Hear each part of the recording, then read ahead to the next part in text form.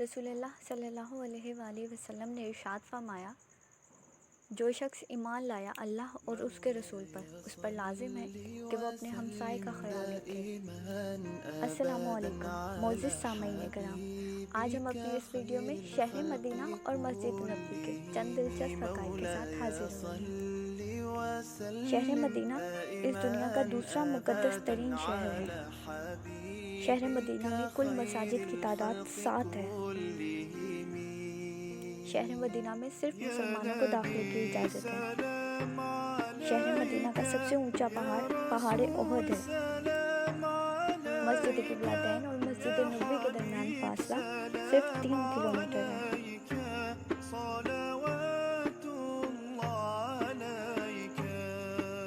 پہلے کا مدینہ جسے یثرب کے نام سے بھی جانا جاتا ہے، اب وہ تمام مسجد نبوی کے اندر داخل ہو چکا ہے۔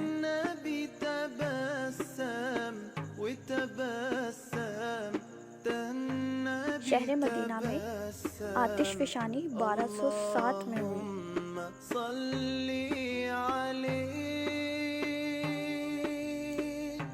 شہر مدینہ کا ایئرپورٹ اس کی حدود سے باہر ہے۔ شہر مدینہ کے شمال میں عمرو بن عاص کی قبر کے کھنڈرات موجود ہیں۔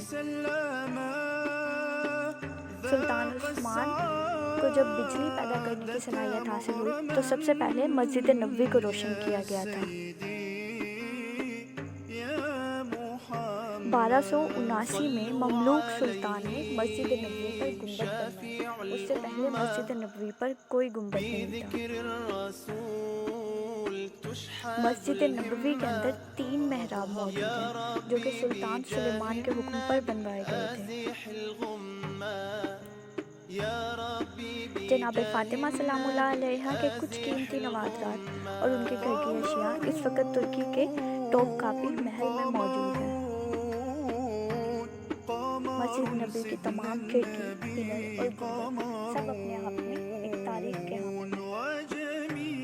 ویڈیو کو لائک اور شیئر ضرور کیجیے گا اور چینل سبسکرائب کرنا مت بھولیے گا۔ پھر حاضر ہوں گے۔ اللہ حافظ۔